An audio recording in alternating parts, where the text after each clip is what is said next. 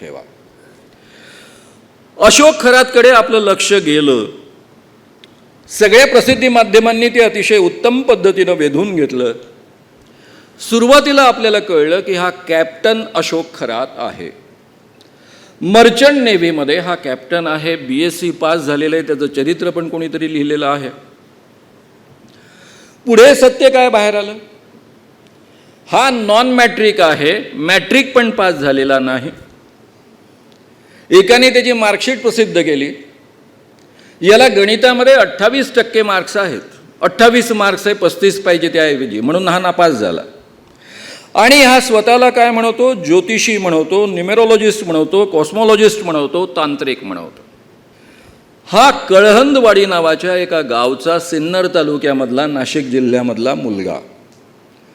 गावचे लोक सांगतात की 1980 साली हा नॉन मॅट्रिक असताना आमच्या गावातनं पळून गेला. गावातले लोक त्याला अशोक खरात म्हणून ओळखत नाही, तर त्याला कोंबडी चोर म्हणून ओळखतात. हा त्यांच्या गावात असताना गावातल्या कोंबड्या चोरायचा, गावातले अंडी चोरायचा, म्हणून त्याला कोंबडी चोर म्हणायचे. हे याचं नाशिक कनाडा कॉर्नरमध्ये एक ऑफिस आहे, ज्या ठिकाणी हे सगळे उपद्व्याप तो करायचा. त्याचं एक फार्म हाऊस आहे, त्यामध्ये अनेक आणखी वेगळे उपद्व्याप व्हायचे. आणि एक ईशान्येश्वर मंदिर याच्या मालकीचं म्हणजे याच्या ट्रस्टचं आहे. सिन्नर तालुक्यातल्या ईशान्येश्वर मंदिरामध्ये त्याचे अनेक प्रकार चालायचे. एरवीचे काय काय तो उपद्व्याप करायचा, पोलिसांच्या माध्यमातून जे समोर आले तेवढे मी सांगतो. जे ऑथेंटिक आहे तेवढेच मी सांगतो. खरं म्हणजे अशोक खरात संबंधी माझ्यापेक्षा तुम्हाला अधिक माहिती आहे, पण माझ्या तोंडून एकही अनऑथेंटिक गोष्ट जाऊ नये याची काळजी मला घ्यावी लागते. याचं एक स्वतःचं इन्कम टॅक्स डिपार्टमेंट आहे. हा सगळ्यात पहिले लोकांच्या काळ्या पैशाची माहिती काढतो. नकली इन्कम टॅक्स अधिकारी पाठवतो. ती नकली रेड घालतो. रेड नावाचा तुम्हाला चित्रपट आठवत असेल देवगणचा. आणि मग ही नकली रेड काढून त्यापासून खूप पैसे लोकांकडनं उकळतो. असंही रिपोर्टिंग पोलिसांचं आहे. याच्या अनेक क्रेडिट सोसायट्या आहेत, शिर्डीमध्ये, नाशिकमध्ये, इतर जिल्ह्यांमध्ये.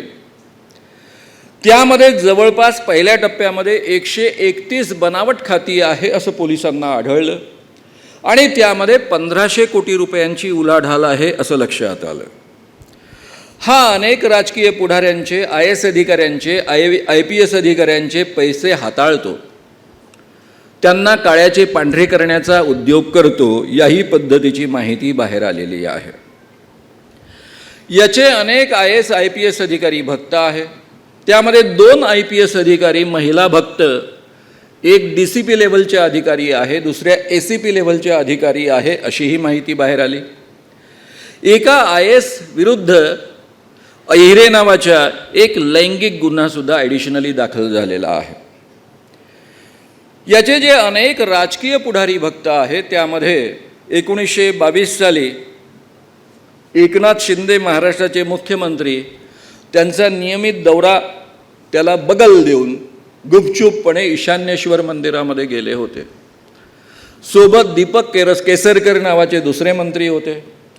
त्यानंतर तिसरे एक मंत्री त्यांच्यासोबत होते, त्यांचं नाव राधाकृष्ण विखे पाटील, जे इकडून तिकडे तिकडून इकडे अशा उड्या मारत असतात ते. असे सगळे मंत्री याचे भक्त. आणि तेव्हापासून हा माणूस खूपच मोठ्या प्रमाणावर चर्चेला यायला लागला, लोकांच्या नजरेमध्ये आला, लोकांचं लक्ष अधिक गेलं, अधिक मोठ्या प्रमाणावर त्याचे भक्त बनले. बेसिकली ही ॲक्शन का झाली? पोलिसांची SIT गठीत करण्यापासून तर सगळं प्रकरण काढण्यापर्यंत हे ॲक्शन का झालं? माझं स्वतःचं रीडिंग असं आहे आणि मी तुम्हाला प्रतिप्रश्न विचारतो. देवेंद्र फडणवीस महाराष्ट्राचे मुख्यमंत्री आणि गृहमंत्री यांच्या जवळची जर काही माणसं यामध्ये इन्व्हॉल्व असती, एखादा आमदार, एखादा मंत्री, तर ही ॲक्शन झाली असती का? मी ठामपणे सांगतो नसती झाली. कारण माझ्याकडे अनेक अशी उदाहरणं आहेत सांगण्यासारखी. ही ॲक्शन झाली त्याबद्दल एकनाथ शिंदे यांचं जाहीर अभिनंदन केलं पाहिजे की तुम्ही तुमचे ते बाबा समजले जातात, म्हणून कदाचित या पद्धतीची ॲक्शन होऊ शकलेली आहे. मित्रांनो, हा जो माणूस आहे, आता आपल्या विषयाकडे आपण येऊया. हा अशोक खरात सगळ्यात पहिले लोकांना भविष्य सांगण्याच्या बहाण्यानं आपल्याकडे आकर्षित करतो. भविष्य सांगत असताना त्यांच्या मनामध्ये भीती निर्माण करतो.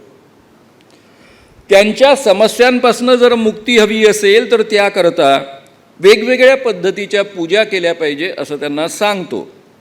तर ह्या पूजा काय काय आहे जेणेकरून त्यांच्या समस्या सुटतील आणि त्यांना व्यवसायापासून अनेक गोष्टींमध्ये लाभ मिळेल ते आपण पाहूया. त्याची एक अतिशय सामान्य पूजा आहे. ही पूजा झाल्यानंतर तो त्यांना रत्न देतो. आणि पोलिसांनी आपल्या इन्व्हेस्टिगेशनमध्ये बाहेर काय काढलं की चिंचोके जे असतात, चिंचीच्या ज्या बिया असतात, आपण चिंच खाल्ल्यानंतर जे टाकून देतो, त्या चिंचोक्यांना पॉलिश करून हा रत्न म्हणून 10,000पासून लाखांपर्यंत विकतो. आणि हे रत्न घेऊन लोक आपल्या समस्या सोडवण्याचा प्रयत्न करतात किंवा त्यांच्या समस्या सुटतील असं मानतात. ही त्याची साधी पूजा. त्याची दुसरी एक महागडी पूजा आहे, त्याला अवतार पूजा असं म्हटलं जातं. प्रामुख्यानं व्यवसायामध्ये यश प्राप्त करण्याकरता, आर्थिक लाभ मिळवण्याकरता या पूजेचा वापर केला गेला. त्याकरता मोठ्या प्रमाणावर त्या माणसांकडनं पैसे उकळले जायचे.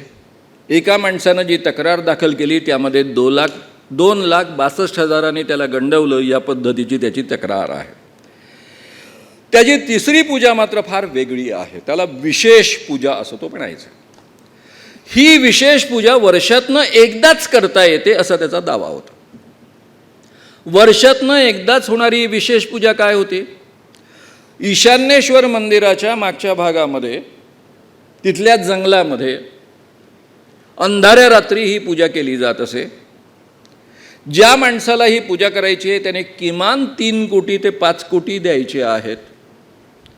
त्यानंतर प्रत्यक्ष ही पूजा करत असताना आकाशामधनं साप अवतरतो. तो साप दर्शन देतो आणि त्यानंतर त्या माणसाला प्रचंड मोठा धनलाभ होतो. या पद्धतीचा त्याचा दावा असायचा. ज्या माणसाने 3 कोटी रुपये देऊन ही पूजा केली त्याचंच वर्णन असल्यामुळं आपल्याला त्यावर विश्वास ठेवावा लागतो. प्रत्यक्षात घडलं काय? या माणसाच्या डोळ्यावर पट्टी बांधण्यात आली, पूजा करण्यात आली. पूजा करत असताना त्याच्या डोळ्यावरची पट्टी काढली त्यावेळेस त्याला अंधुक प्रकाशामध्ये साप वळवळताना दिसला. आधीच यांनी दावा केला होता की आकाशामधनं साप प्रत्यक्ष अवतरेल आणि तो नाग दर्शन देईल. त्या नागाने दर्शन दिलं. हा माणूस खुश झाला. आपले 3 कोटी सत्कारणी लागले असं त्याला वाटलं. आता आपल्याला पुढे आपल्या व्यवसायामध्ये प्रचंड भरभराट होईल असं त्याला वाटलं. आणि पोलिसांच्या इन्व्हेस्टिगेशनमधनं काय बाहेर आलं की हा जो साप असतो तो खेळण्यातला साप आहे. रिमोट कंट्रोलनी ऑपरेट होतो. अंधारामध्ये तो वळवळताना दिसतो आणि लोकांना वाटतं खरंच आकाशामधनं साप अवतरला आहे. असा साप अवतरण्याचा चमत्कार दाखवणं आणि त्यापासून आर्थिक प्राप्ती करणं हा कायद्याने जादूटोणाविरोधी कायद्यानुसार गुन्हा आहे. अनुसूचीमधलं 2 कलमानुसार जादूटोणाविरोधी कायद्यानुसार याहीमुळे त्याच्यावर खटला दाखल होऊ शकतो. त्यानंतर मित्रांनो हा तंत्रपूजा करतो. तंत्रपूजेमधले जे काही प्रकार आहे त्यातला एक प्रकार आहे शुद्धीकरण पूजा. शुद्धीकरण पूजा प्रामुख्यानं स्त्रियांकरता होते. पोलिसांच्या म्हणण्यानुसार किमान 100 स्त्रियांची तरी या पद्धतीनं त्यांनी पूजा केली असावी. 58 व्हिडिओज तर बाहेरच आलेले आहेत. तुमच्यापैकी अनेकांनी कदाचित त्यातले काही पाहिले असतील. हे प्रकरण 3 महिलांचे फक्त उदाहरणं घेऊन मी पुढे जाणार आहे. एक मुलगी जिचं लग्न होत नव्हतं म्हणून तिचे नातेवाईक तिला या बाबाकडे घेऊन आलेत.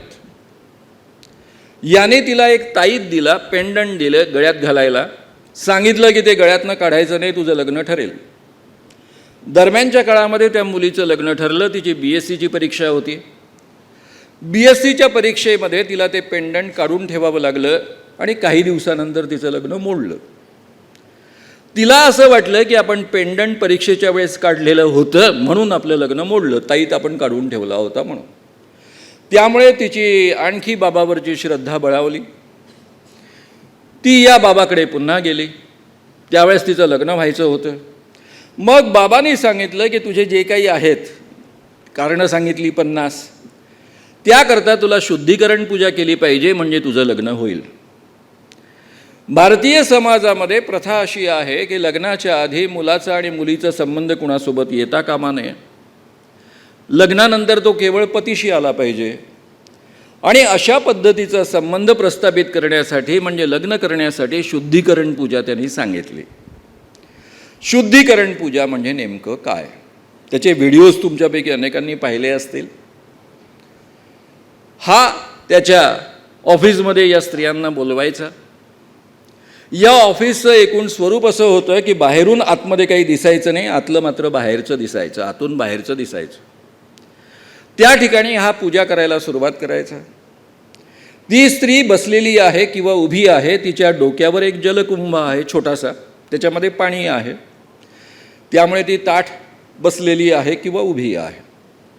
दरम्यानच्या काळामध्ये हा तिच्या कानामध्ये मंत्र पुटपुटत काहीतरी मंत्र म्हणायचा,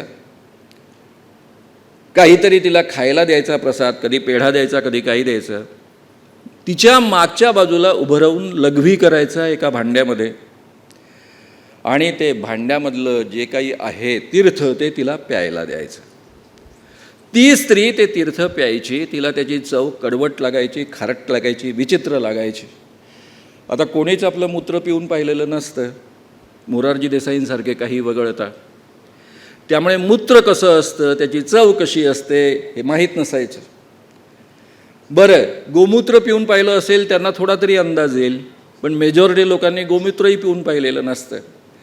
त्यामुळे त्या स्त्रियांना काही कळायचं नाही की नेमकं काय आहे, पण काहीतरी विचित्र लागतं, घाणेरडी चव लागते, एवढं फक्त त्यांच्या लक्षात यायचं. त्या प्यायच्या. त्यातल्या काही स्त्रियांनी असं वर्णन केलेलं आहे की त्यांना बेशुद्धी यायची, त्यानंतर भोवळ यायची आणि नंतर हा त्यांच्या शरीराचा भोग घ्यायचा.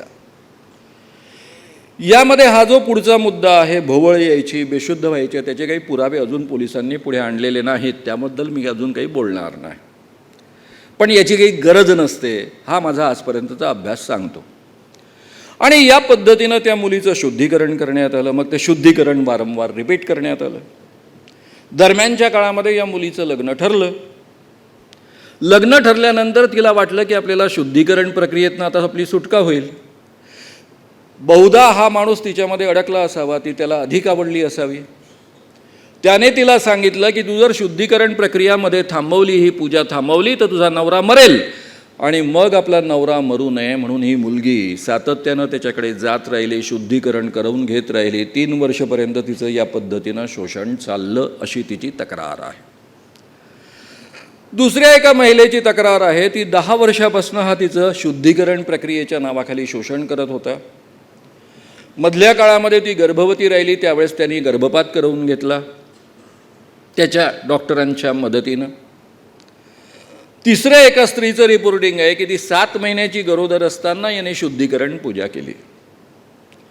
असंही पोलिसांच्या इन्व्हेस्टिगेशनमध्ये आलेलं आहे की अनेक स्त्रियांना यांनी आश्वासन दिलं, ज्यांना मूल होत नाही त्यांना मूल करून देतो, या पद्धतीचं आश्वासन दिलं.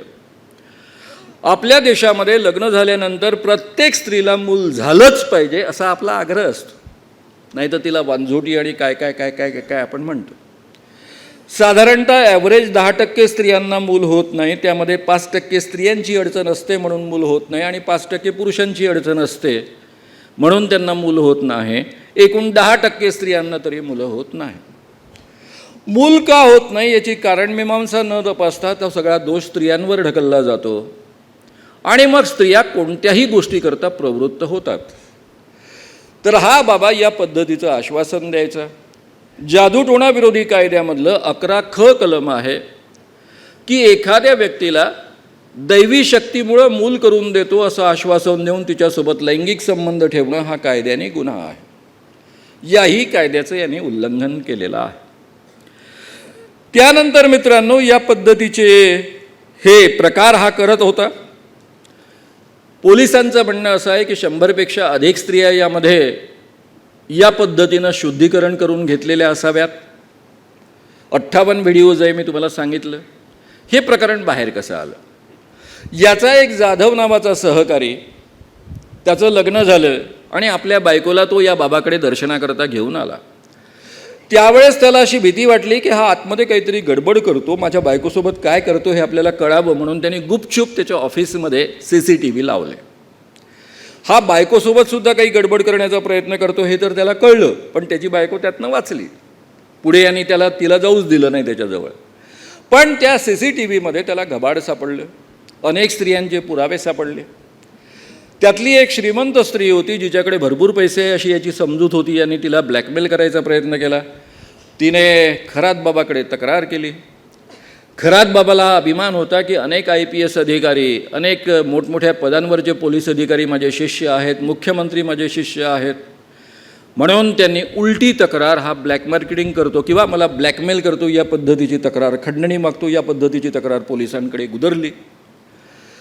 पोलिसांना यांनी व्हिडिओ दाखवले या पोरांनी. पोलिसांच्या हाती घबाड आलं. पहिल्या टप्प्यामध्ये जे घडायचं ते घडलं. गुपचूप गोळीमिळी झाली, सगळी चिळीमिळी, सगळे गप्प राहिले. एका पत्रकारांनी त्याबद्दल लिहिलं.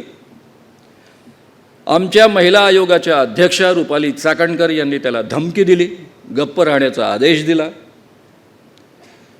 त्यानंतर हे प्रकरण व्हिडिओच्या स्वरूपामध्ये बाहेर आलं, त्याला वाचा फुटले आणि त्यानंतर देवेंद्र फडणवीसांनी नाशिक पोलिसांना SIT स्थापन करून ॲक्शन घ्यायला लावली. अशा तो सगळा इतिहास आहे. आता हे सगळं आपण समजून घेतल्यानंतर प्रत्यक्षात हे कसं घडलं, काय घडलं, याच्यामागची कारणं काय हे जरा तपासून पाहूया. या माणसाचं म्हणणं काय याच्यापासून मी सुरुवात करतो. अशोक खरात पोलिसांना स्टेटमेंट देताना असं म्हणतो आहे की मी कोणताही गुन्हा केला नाही, मी एकाही स्त्रीवर बलात्कार केला नाही, मी फक्त धार्मिक विधी केला आहे, मी जे केला आहे तो धार्मिक विधीचाच प्रकार आहे, मी एकाही स्त्रीवर बलात्कार केला नाही. ज्या काही शेकडो स्त्रियांसोबत मी संबंध प्रस्थापित केले असतील तो धार्मिक विधीचा उपचार आहे. हे वाक्य तुम्ही लक्षात ठेवा, म्हणजे माझं पुढचं विवेचन तुमच्या लक्षात येईल. मित्रांनो, या केसमध्ये या बाबाने शेकडो स्त्रियांसोबत संबंध प्रस्थापित केले. दैवी पूजेच्या नावाखाली, तंत्रपूजेच्या नावाखाली, शुद्धीकरण पूजेच्या नावाखाली. काही स्त्रियांनी याला स्त्रियांना सांगितलं की मी भगवान कृष्णाचा अवतार आहे, गेल्या जन्मामध्ये तू राधा होतीस, गोपी होतीस, त्यामुळे या जन्मामध्येही या पद्धतीनं आपल्याला वागण्यामध्ये काही हरकत नाही. एवढंच नव्हे तर काही स्त्रियांना त्यांनी सांगितलं, ज्या दिसायला फार सुंदर आहे, की गेल्या जन्मामध्ये तुम्ही अप्सरा होता आणि अप्सरेचं कामच असतं अनेकांसोबत संबंध ठेवणं, आणि त्यामुळे यामध्ये काही हरकत नाही. या जादूटोणाविरोधी कायद्यातल्या 11व्या अ कलमामध्ये, अनुसूचीमधल्या, एखादी व्यक्ती मी देवाचा अवतार आहे असं सांगते, कृष्ण भगवानाचा अवतार आहे, शंकर भगवानाचा अवतार आहे किंवा माझ्यामध्ये दैवी शक्ती आहे असा आभास निर्माण करून जर दुसऱ्या विरुद्ध लिंगीय व्यक्तीसोबत शारीरिक संबंध निर्माण करत असेल तर तो कायद्याने अपराध आहे. तिचं वय काय आहे, तिची संमती आहे की नाही, तिने संमती दिली होती की नाही, ती प्रेमात पडली होती की नाही, याचा काहीही संबंध नाही. एखादी व्यक्ती स्वतःमध्ये दैवी शक्ती संचारते, मी कोणाचा तरी अवतार आहे असं सांगून जर शारीरिक संबंध प्रस्थापित करत असेल तर तो कायद्याने गुन्हा आहे. मिनिमम शिक्षा 6 महिन्यापासून तर 7 वर्षांपर्यंतची आहे. याही खटल्याखाली याही कलमाखाली त्याच्यावर गुन्हा दाखल होतो. याने त्या मुलीलाच नाही तर शेकडो लोकांना भीती घातलेली आहे, तुमचं नुकसान होईल. ते 8व्या कलमानुसार सुद्धा गुन्हा आहे, जादूटोणा विरोधी कायद्यानुसार, त्याहीनुसार हा खटला दाखल होतो. आणि त्यानंतर मित्रांनो, स्वतः रुपाली चाकणकर यांनी पत्रकार दत्ता खेळकर यांना जी धमकी दिली त्यामुळे त्यांचा सहभाग दिसून येतो.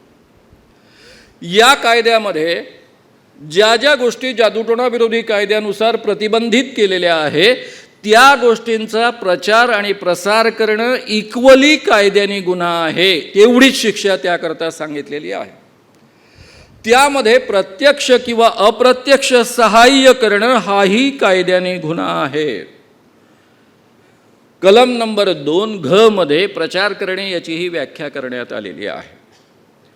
रुपाली चाकणकर यांनी या बाबाला अप्रत्यक्ष नव्हे तर प्रत्यक्ष सहाय्य केलेलं आहे.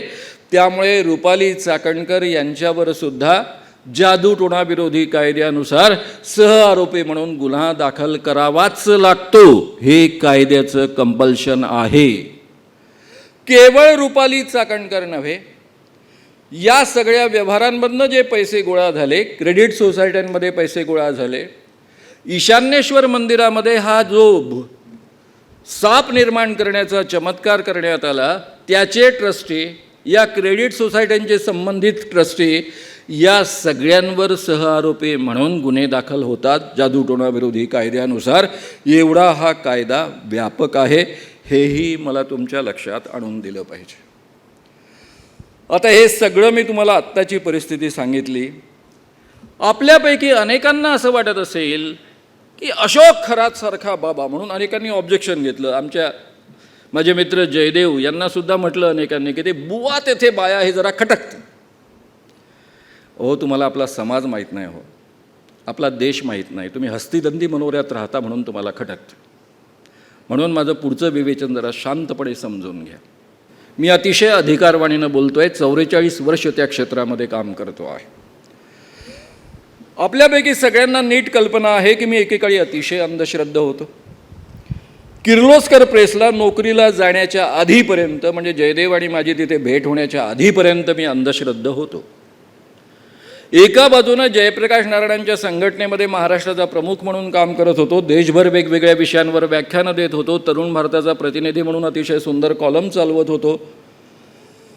पण भूताखितांबद्दल, चमत्कारांबद्दल, बाबांबद्दलच्या अंधश्रद्धा कायम होत्या. मला स्वतःला सिद्धी प्राप्त करायच्या होत्या. आध्यात्मिक ज्या ज्या क्षमता असतात, ज्याला क्लेरोव्हायन्स म्हणतात, इंट्युशन म्हणतात, टेलिपथी म्हणतात, दिव्य शक्ती आणि दिव्य दृष्टी म्हणतात, ते सगळं मला प्राप्त करायचं होतं. त्यामुळे मी अनेक बाबांचा भक्त होतो. सगळ्यात पहिले माझ्या कसं लक्षात आलं, ही गोष्ट असेल 1972-73 सालची. मी यशवंत महाविद्यालयामध्ये आर्ट्स फॅकल्टीमध्ये शिकत होतो. आमच्या गावामध्ये एक अतिशय मोठे बाबा अवतरले होते, त्यांचं नाव विद्यानंद स्वामी. आम्हाला असं सांगण्यात आलं होतं की लंडनमध्ये MD FRCS झालेला अतिशय मोठा डॉक्टर, ज्याची रोअरिंग प्रॅक्टिस लंडनमध्ये चालायची, त्याला एक दृष्टांत झाला.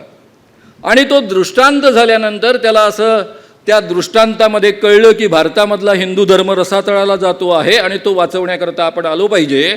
आणि म्हणून याचं जे लंडनवरनं विमान उडालं ते डायरेक्ट नागपूरमध्ये नाही, इतरत्र नाही, वर्ध्यामध्ये येऊन अवतरलं, जेव्हा की वर्ध्यामध्ये विमानतळ नाही. माझे वडील विनोबांचे एकेकाळचे सचिव, त्यांचं जे सामयोग नावाचं साप्ताहिक होतं त्याचे संपादक, अतिशय विद्वान गृहस्थ, पण दुसऱ्या बाजूने प्रचंड अंधश्रद्ध. सगळ्यात पहिले या बाबांनी माझ्या वडिलांना पकडले. आमच्या कॉलेजचे अतिशय ग्रेट प्राध्यापक वी.ग. कावळे, माझे अत्यंत आवडते प्राध्यापक, ज्यांना ज्ञानेश्वरीमध्ये PhD मिळाली होती. श्रीभा वर्णेकर, नागपूरच्या वर्ध्याच्या गव्हर्नमेंट B.Ed कॉलेजचे, M.Ed कॉलेजचे प्राचार्य, हे सगळे या बाबाचे भक्त. या बाबाला माझ्या वडिलांनी एक निरोप द्यायला सांगितलं. माझे वडील थोडे हिटलरी मनोवृत्तीचे होते, त्यांची प्रत्येक आज्ञा ऐकावी लागत असे. मी गेलो. आमच्या वर्ध्यामधल्या भाऊ देशपांडेंच्या घरामध्ये यांचा मुक्काम होता. खाली 15-20 स्त्रिया नटून थटून बसलेल्या होत्या, कारण हे बाबा स्वतःला राजयोगी म्हणून घेत असत. आणि यांचा आदेश असायचा की ज्या स्त्रिया त्यांच्या दर्शनाकरता येतात त्यांनी नटून थटूनच आलं पाहिजे, पुरुषांनी कसंही आलेलं चालतं. या स्त्रिया सगळ्या त्यांच्यासमोर आजूबाजूला बसलेल्या. खाली मी तिथे गेलो, म्हटलं बाबा कुठे आहे, मला त्यांना निरोप द्यायचा आहे. त्या म्हणाल्या बाबा वर माडीवर आहे, म्हणजे पहिल्या मजल्यावरच्या गच्चीवर आहे. मी जायला लागलो, त्यांनी मला पकडलं. वर जाऊ नकोस, सध्या बाबा विठुलाच्या म्हणजे नागाच्या अवतारामध्ये आहेत.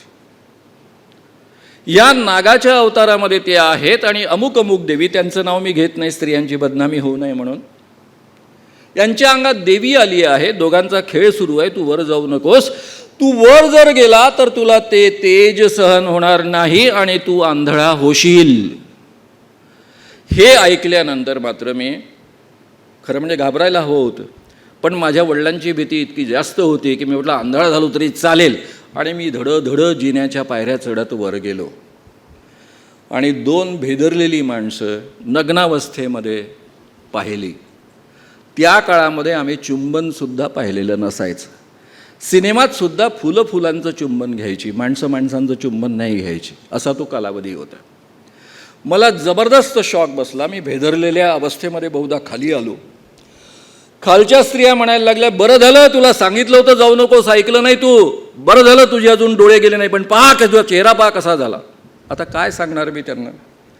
मी घरी आलो, खूप आकांडतांडव केलं, बोंबलायला सुरुवात केली. तिथल्या स्थानिक प्रतिनिधीनं तरुण भारतामध्ये बातमी लिहिली. पोलिसांनी ॲक्शन घेतली. पेपरमध्ये बातमी आली आणि पोलिसांनी ॲक्शन घेतली, असा तो कालावधी होता. लक्षात घ्या. पेपरमध्ये बातमी आली की पोलीस ॲक्शन घेत असे. त्याला पकडण्यात आलं. पकडल्यानंतर लक्षात आलं की तो MD-FRCS नसलेला बाबा नाही आहे, त्याचं नाव विद्यानंद नाही आहे. तो चंद्रशेखर जोशी नावाचा एक मुलगा आहे, नॉन मॅट्रिक आहे, घरून पळून आलेला आहे. नेव्हीमध्ये त्याने दाखल होण्याचा प्रयत्न केला, बॉन्ड तोडून पळाला, कारण त्याला तिथली शिस्त सहन झाली नाही. त्याला मग जेलमध्ये टाकला. त्यावेळेस माझ्या डोक्याने घेतलं की बाबा असतात, काही बदमाश असतात, काही चांगले असतात, काही बायकांबाबत असे असतात. त्याच काळामध्ये 6 महिन्यानंतर मला आमच्या प्राचार्य कावळेंनी गुलाबबाबाच्या दर्शनाकरता बोलावलं. गुलाबबाबा म्हणजे काटेलवाले गुलाबबाबा. 3 प्रांतांमध्ये त्यांचं प्रचंड प्रस्थ, महाराष्ट्र, मध्य प्रदेश, गुजरात, गोवा, 4 प्रांतात. शंकरराव चव्हाण त्यांचे परमभक्त. शंकरराव चव्हाण कोण विचारायची गरज नाही, तुम्हाला सगळ्यांना माहीत आहे. हे गुलाबबाबा हवेमध्ये हात फिरवतात, गुलाबाचं फूल निर्माण करतात, हवेमध्ये हात फिरवतात, कधी खडीसाखर निर्माण करतात. या गुलाबबाबांच्या गाडीचं डिझेल संपलं तर हे कधीही पेट्रोल पंपावर जात नाही. सांगतात अरे बादलीभर पाणी घेऊन ये, त्याच्यामध्ये बोट बुडवतात आणि पाण्याचं रूपांतर डिझेलमध्ये होतं आणि त्यांची गाडी ढुरूढुरू चालायला लागते. या पद्धतीचे चमत्कार आम्ही सारखे ऐकत होतो आणि त्यावर त्या काळामध्ये माझा विश्वास होता, श्रद्धा होती. पुढे जेव्हा मी चळवळ सुरू केली तेव्हा मी लोकांना सांगायचो, या गुलाबबाबाला पकडा, आपल्या गावामध्ये आधीच भली मोठी विहीर शोधून ठेवा, वाजत गाजत मिरवणीनं विहिरीजवळ न्या, त्याला म्हणा विहिरीतल्या पाण्यामध्ये बोट बुडव, तो जर बुडवायला तयार नसेल तर त्याला विहिरीमध्ये उलटा सोडा, जीवाच्या धाकानं तरी तो बोट बुडवेल आणि मग विहिरीच्या पाण्याचं रूपांतर डिझेलमध्ये होईल. गावाने ते मस्त डिझेल विकायचं, श्रीमंत व्हायचं, लोक हसायचे नसतं. असा हा बाबा. आम्हाला आतमध्ये प्रवेश मिळाला नाही पोरांना, पण पोरींना आतमध्ये प्रवेश होता. त्याच्या अंगामध्ये भगवान कृष्ण आले होते. सगळ्या स्त्रिया त्याला आंघोळ घालत होत्या. आमच्या आर्ट्स कॉलेजमधल्या मुली त्याला आंघोळ घालत होत्या आणि त्यातल्या सुंदर सुंदर मुलींच्या अंगावर आणि खास करून छातीवर तो पाणी उडवत होता. आणि त्याच्या ज्या पद्धतीच्या रासलीला चाललेल्या होत्या त्यावरनं माझ्या डोक्यामध्ये तिडीक आली की हाही बाबा बदमाश दिसतो आहे.